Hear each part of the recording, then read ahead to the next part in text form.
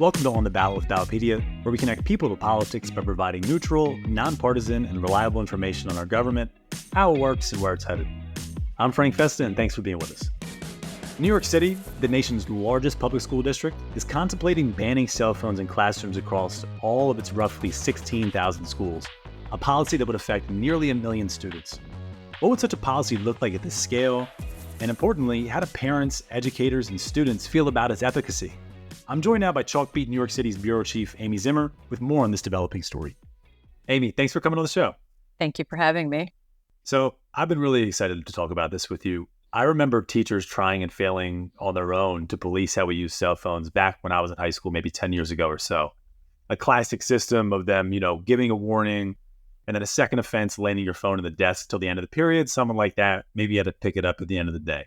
But how long exactly has this debate been going on over schools, districts, and now even states going as far as banning cell phones outright in the classroom? Right. So I think things are heating up right now, right? I think there is a lot of momentum around these cell phone bans we see nationally. This is happening across states, which, Florida was the first one last year, and then Indiana, then other states. And here in New York, people have been talking about it. I'd say, the governor started talking about it. Governor Kathy Hochul started talking about it a few months ago and said she was planning on focusing on this year. And we asked New York City Schools Chancellor David Banks in March, what's he going to do about the phones? And he said, no, I'm not ready to talk about this right now. It's really complicated. And suddenly in June, he starts saying, I've been talking to principals. Everyone wants a ban. We're gonna do a ban. And, I think a lot of momentum has been gaining because of a number of things, right? Other states. And then also, Jonathan Haidt's book, The Anxious Generation, I think has galvanized a lot of parents and other experts. And I think that, there's just a lot of concern. We saw the Surgeon General saying that he wanted a Surgeon General warning on social media. He did an op-ed in the Times. And in that, he also said schools should be phone-free spaces. And I've talked to a lot of teachers. It's a huge problem. And what teachers have said is that really after the pandemic, right, after kids were home, had 24/7 access to their phones, when they came back to school, it was a whole different ballgame. Like kids were just on their phones all the time, and maybe some of it was also the social interactions were harder.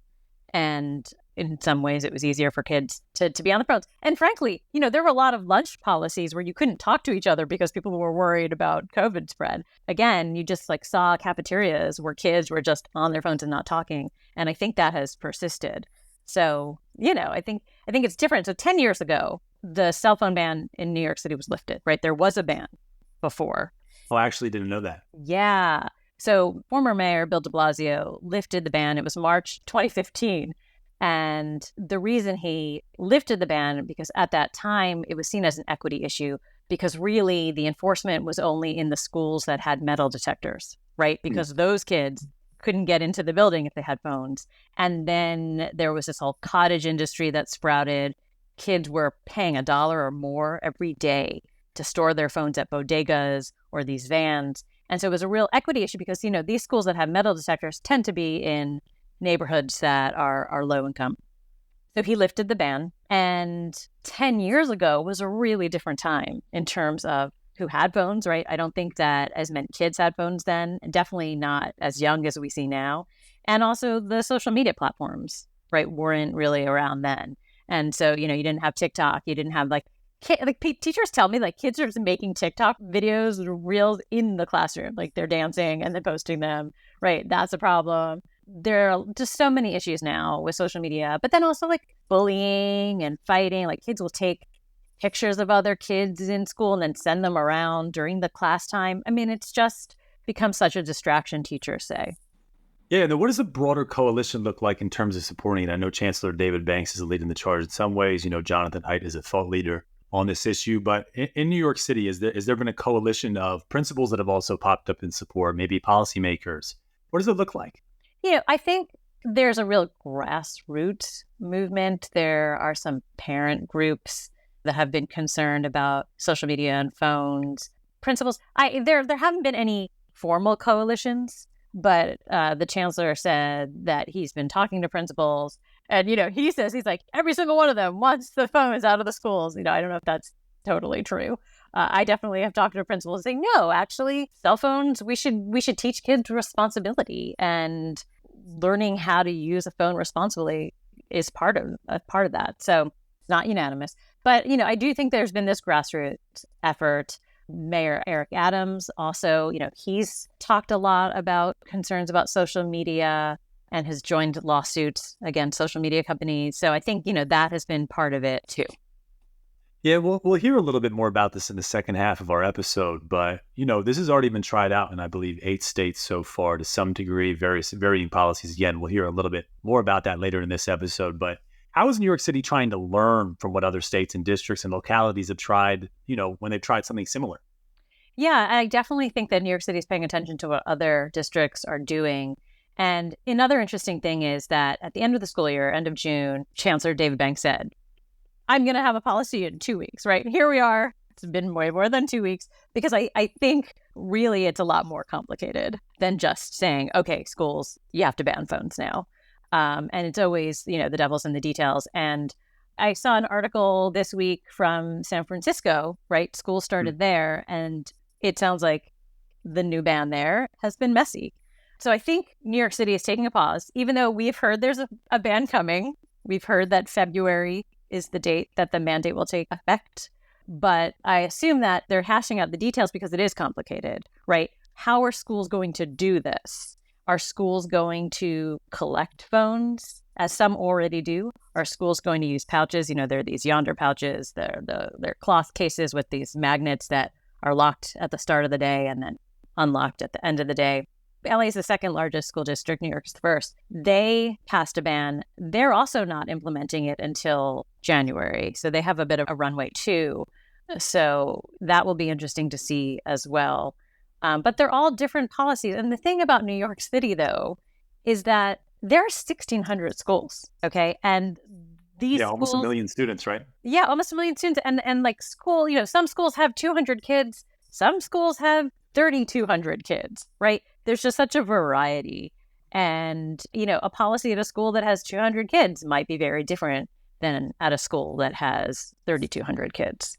You can't really collect phones if you have 3,000 kids, right? That is going to take an hour to get in and out of the building, and that is going to be very difficult.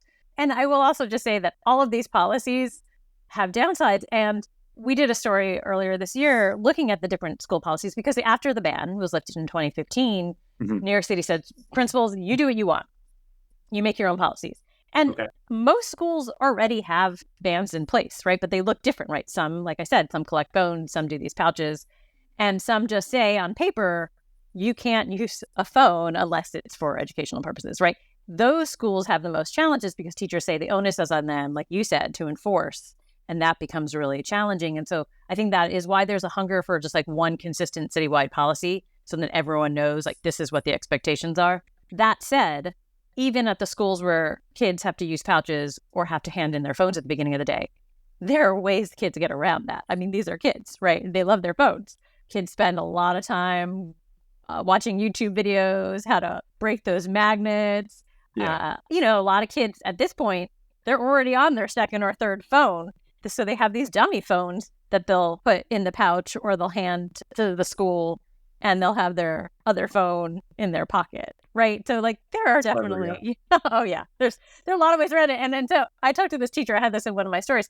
His school uses the pouches, and he and his co-teacher did an experiment. They didn't tell the kids what they were doing, but they said, oh, we have an assignment, and can you just take out your phones to do this assignment as a test to see, like, they wanted to know how many kids actually had their phones. And it turned out it was like 70% of the kids still had their phones. So, I mean, one thing about kids, if there's a rule, they're going to find a way to break it, right? Right. There's always going to be a loophole. Right. To keep the focus on them for a second, too, I feel like we've heard a little bit about what parents think. I think there's more to be said for sure about, how teachers are going to implement something like this. I mean, I drop this nugget in here all the time that I used to be a teacher myself. I can't tell you how many arguments I've been in over kids. You can't take my phone, yada yada. So it's might as well be a third arm for a lot of them at this point. Yeah. What do kids think? Are kids supporting this policy?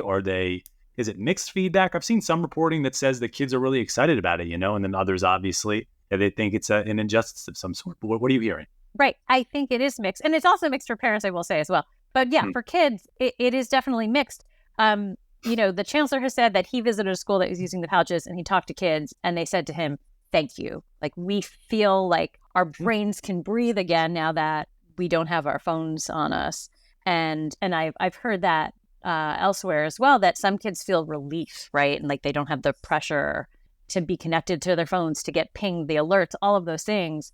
But then there are other kids who they want to be able to have their phones at lunchtime, or they're worried, as their parents might be, like, what if there's an emergency? They want to be able to contact their families. And then there are some kids, look, who have jobs, right? And they need their phones. They might need to schedule a shift during the day, right? Or they might have to pick up their sibling or pick up medicine for a parent. There are these other things, right? And so a lot of kids don't want to let go of their phone. So I do think it's mixed. And it's funny, I got an email today in my inbox from change.org saying there are, hundreds of petitions right now in these other states that have enacted bans. And a lot of them are student-led petitions saying, like, we want the bans lifted. And kids also feel a bit infantilized, right? Like that they're being policed with these cell phones, right? Like, and that they aren't trusted. So there's some of that feeling too. So I definitely think it's a mixed bag. I feel like kids have such a deep sense of fairness. I can imagine all these scenarios where they might say, Frank has his phone. Why does Frank have his phone? Well, Frank maybe has a job, or like Frank's mom needs his help with something after school. Like, the implementation is like the $1 million question here, right? All these policies are great in theory. There's a lot of logistics that are going to go into actually pulling something like this off, right? 100%. And that is going to be the big sticking point. How is this going to be enforced, right? How are kids going to be disciplined for this? You had mentioned these tiered levels of discipline that exist already, right? Like I said, there are bans in place already, but enforcement is completely inconsistent. And it will probably continue to be, and this will continue to be an issue. And, with a lot of things with enforcement, right, there are always issues of enforcement, of fairness, like who gets in trouble and who doesn't. And I think we're going to see a lot of issues around this. Again, I'm also kind of curious, like I mentioned at the beginning, in 2015, the policy was lifted because of the metal detector schools, right? That was a part of it. But that's going to be an issue too. Again, like the schools that have metal detectors, again, are going to be able to truly enforce this in a different way than the schools that don't. I'm wondering too, if maybe the most effective thing, and I'm not sure if there is any data yet on what is the most effective. I think our guest in the second half might tell us a little bit more about that. But let's say these pouches for phones are the most effective strategy. They're obviously, I would imagine, not super cheap.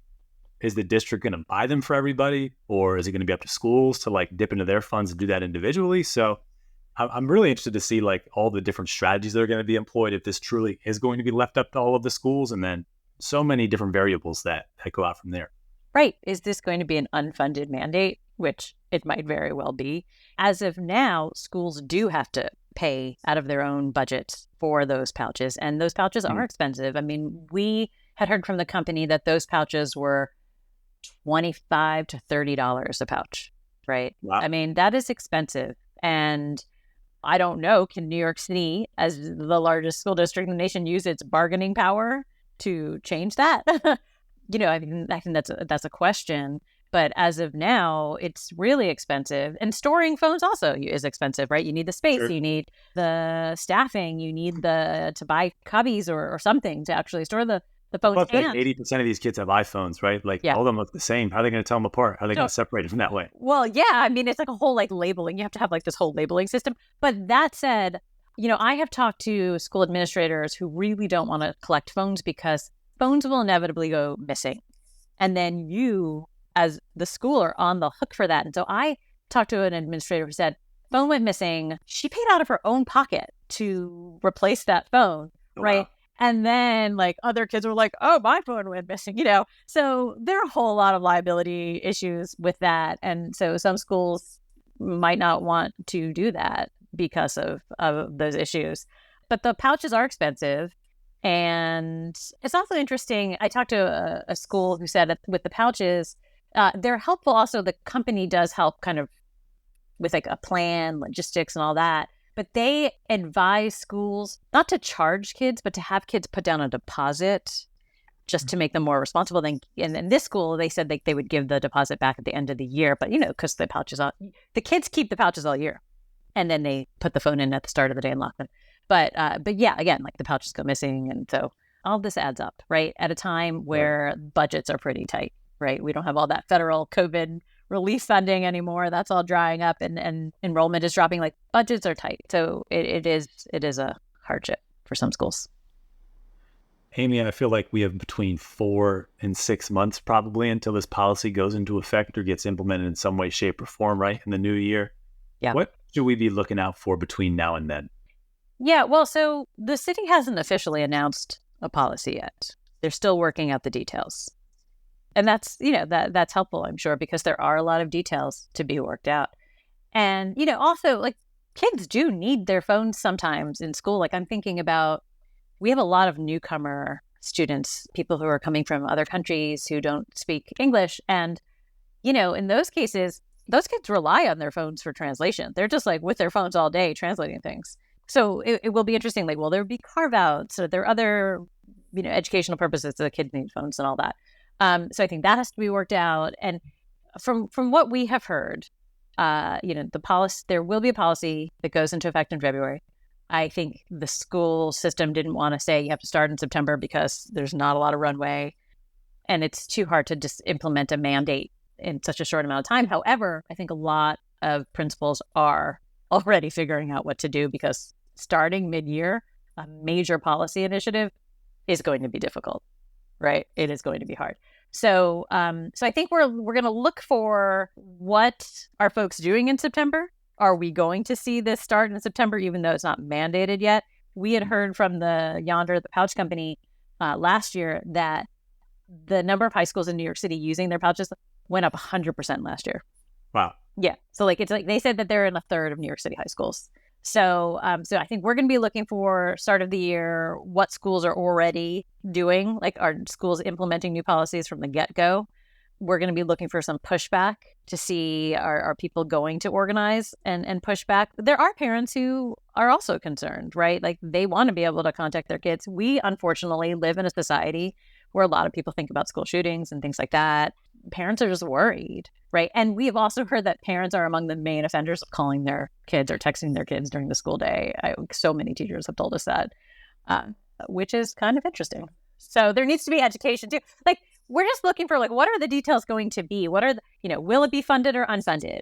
Will there be pushback? What carve-outs or exceptions will there be?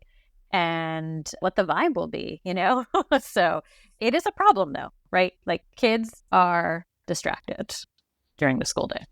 Yeah, something's got to give either way. So we'll have to keep an eye on it. Really excited to see how this policy develops over time, right? Lots can change. Right. And what the enforcement will look like. Yeah. That's really a main thing. Yeah, $1 million question, right? I feel like, one hole opens up, then a million are going to develop and it's going to crumble pretty quick. But again, like you mentioned, it is a huge issue. So got to be really interesting to see how New York City tackles this. And Amy Zimmer of Chalkbeat, New York City, thank you so much for coming on the show and telling us a little bit more about it. We'll have to have you back on when this policy actually does go into effect. Thanks so much. I look forward to returning. And listeners, we'll be right back with more on these kinds of policies, specifically those that have already been rolled out around the country, how they differ a little bit here and there, and how they're working so far. Stay tuned. We'll be right back.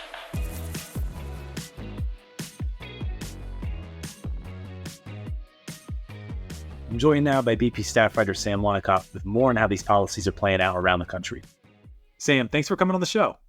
Frank, thanks so much for having me on. It's a great honor. Yeah, it's been a little while, so I'm glad we could get you back on here.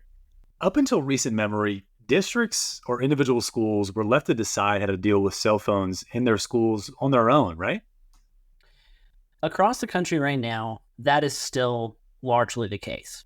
This is just the nature of the U.S. education system. It's very decentralized. So in most cases, in most states, school boards and superintendents are the ones who are setting policies on cell phones, on tablets, other wireless communication devices. There was a survey that the National Center for Education Statistics conducted, I think, during the 2021-2022 school year. They asked schools about their cell phone policies, and around 76% said that they banned the non-academic use of cell phones or smartphones during school hours. And interestingly, that was actually down from 91% in 2010. So the vast majority of schools say that they ban cell phones during the school day. You have to ask, like, where is this recent push for getting cell phones out of schools or away from kids while they're in class? Where's that coming from? And the answer is really that parents, school board members, educators, even going up to lawmakers, there's this sense among them that whatever schools were doing or are doing is not working. And so you have seen this push, which is what we've been documenting through our research, for not only districts to give their policies more teeth, but also for states to step in and pass laws that basically restrict or limit cell phone use in K through 12 public schools. There's been a lot of research that has found that this really shouldn't come as much of a surprise, but that digital devices are really not good for concentration, for learning. Earlier this year, the New York University professor Jonathan Haidt published this book called The Anxious Generation, where he ties cell phone usage, and particularly social media, to declines in teen mental health since 2010. And so that's all just to paint a picture of where this recent push for banning cell phones in classrooms is coming from. And just as an interesting little sidebar, we've actually been here before to one extent or another. Some people might not remember, or maybe they weren't even born, but during the 1980s, pagers became a big thing. I don't know if you remember pagers. I was not really alive during. I don't think my parents had pagers. But there was a concern among parents and educators, even lawmakers, that students were bringing pagers into schools and using them for sell drugs or do other illicit activity. And so you had states and municipalities and districts banning electronic communication devices. A lot of these bans were repealed in the early 2000s following some high-profile incidents like 9/11 or the Columbine high school shooting. Parents really wanted to be able to contact their kids, especially during an emergency. Sure, yeah, and you alluded to some of the percentages there of, schools that might have had policies in place at one point versus another in the last decade or so. But just how widespread are the current iterations of policies we're seeing presently around the country? So most states don't have statewide policies on cell phones in public schools. Since 2023, however, 8 states have enacted laws or policies that touch on that topic. And I'll run through the numbers. Please, yeah. And which states have been doing that. So it really started with Florida in 2023. In, I think, May of 2023, Governor Ron DeSantis signed a bill that basically prohibits cell phones in classrooms. In addition to Florida, and since 2023, Indiana, Louisiana, and South Carolina have also passed laws banning cell phones in classrooms or during the school day on school campuses. Virginia has also banned cell phones in classrooms, although Governor Glenn Youngkin did that through an executive order. So really, it's 5 states that have enacted statewide policies that more or less ban or push school districts to put in place policies that will prohibit students from having cell phones. The other states that have passed statewide policies have not gone quite as far. So, for example, Ohio enacted a law that basically tells districts to put in place policies that will limit cell phone use among students. Alabama Department of Education, back in February, I think, adopted a policy that also encourages districts to limit cell phone use in classrooms. And Minnesota enacted a law that just requires districts to put in place a policy around cell phone usage by March 15, 2025. So the law doesn't say that districts should go in one direction or the other. It just asks them to put in place a policy. So a lot of different iterations of things being tried out here, whether it's state down or from districts themselves, different localities, cities, all different types of stuff we're seeing. We're still really early in the game You mentioned that Florida was kind of the first to roll these out in May of last year. But are we seeing any sort of evidence either supporting that these policies are working or? Well, as with respect to the policies that I just alluded to, it's mostly too early to say. I mean, many of those policies were enacted just last month, for example. And so districts right now are kind of grappling with how to enforce those policies, how to really keep cell phones out of kids' hands as they returned for this upcoming school year. Florida, as I mentioned, passed its law, House Bill 379, in May 2023. So there's been a little bit of time to kind of evaluate these policies. But I mean, a lot of the information that we have is just on a anecdotal or on a district by district basis. There's been some reporting on the Orange County Public School District, which is in Florida. It's the 8th largest district in the country by student enrollment. They actually went farther than the state requirements and banned cell phones during the entire school day. And what some of the reporting has said is that educators and administrators have seen that students seem to be more engaged, that they're socializing with each other more. They're spending less time, scrolling through social media. There may be less bullying. There have been some concerns raised from parents and students that they would like to be able to communicate with each other. Students have said that they kind of feel like they're living in an earlier era, but they can't access their class schedules on their phones or maybe like educational apps that might assist them in learning. So I think we're going to need to wait a little bit longer to really see how districts are enforcing these policies and what the ultimate effect is. You alluded to this a little bit just now, but for as much traction as these policies have, we're seeing a lot of widespread support. Again, like we talked about, different iterations of things being tested out. There's still been some pushback, right? And particularly from parents. I thought that was interesting. Yeah, I think this is getting reported on less than the sort of like pro banning cell phone in classrooms or school side.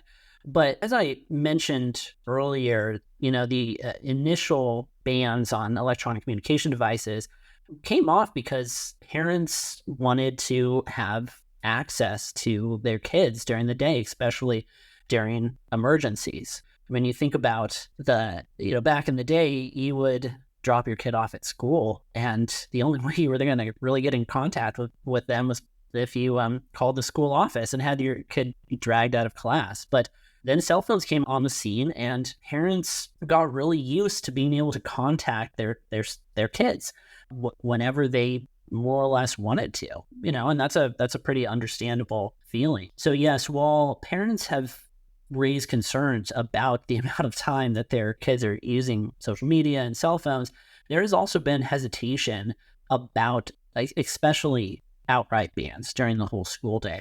There was a poll by the National Parents Union in February of 1,500 parents of kids in kindergarten through 12th grade. And they found that 56% of those parents said students should sometimes be allowed to use their cell phone. On the other side, 32% said students should be banned from using their cell phones unless they have a medical condition or disability. And I've seen surveys with even a higher percentage of parents being opposed to outright bans. So yeah, that's definitely something that is influencing this conversation. There have been some other arguments that have been made against outright bans. And, you're not really going to find anyone who says students should have, basically unfettered access to their cell phone during class time. Probably not a good idea. Probably not a good idea. But some educators and scholars have made the point that, we live in a digital world, and digital literacy is really important. If you don't know how to use a cell phone, if you don't know how to use a computer or navigate the web, you're going to fall behind. So some people have argued that a ban is not really the right way to approach cell phones. Students should be taught how to responsibly use their devices. They've made the case that low-income students or others from marginalized backgrounds are going to be hit hardest by these bans because in many cases, those students might not have a computer at home. And so the way that they learn digital literacy is by using their cell phone. It seems like there's a million different arguments in different directions here, and I'm really looking forward to seeing what the data looks like down the line, and hopefully we'll have some of that available in the short term. But Sam, before I let you go, what's our research on these policies moving forward look like here at Ballotpedia? What can listeners expect from us? Yeah, so as I mentioned earlier, we recently published some research on these state-level restrictions, and so that's a resource for parents and for school board members, orders who want to keep track of which states are passing laws or trying to pass laws along those lines. And so we're going to keep tracking these policies. I didn't talk about this earlier, but there were several states, for example, Oklahoma, that tried to pass legislation that would ban cell phones in schools. And so I expect in the next legislative session that we're going to see a renewed push from many lawmakers trying to enact cell phone policies in classrooms. So we're going to be keeping track of all of that. We've got plans to build out some research on the cell phone policies of the largest districts in the country. And I'm not sure how high that list will go, but that should also be a helpful resource for parents and journalists and so on. And I would be remiss if I did not plug our education newsletter, Hall Pass, which is our weekly newsletter that covers school board politics and school board elections and education policy. So we'll be doing a lot of writing about this topic in particular and many of the others that are driving education debates in this country going forward. Yeah, shameless plug there. That's always okay, Sam. I appreciate you doing that. We'll link the newsletter for everyone to check out in our show notes as well. Sam Wonacott, BP staff writer, thank you again so much for coming on the show. Looking forward to having you back on soon. All right. Thanks so much, Frank. It's been a lot of fun. Yeah, and for our listeners, you can learn more about our education coverage at the link in our show notes. We'll be back next week with another episode. Make sure you subscribe to On the Ballot wherever you listen to podcasts. I'm Frank Festa, and thanks again for listening. We'll see you next week.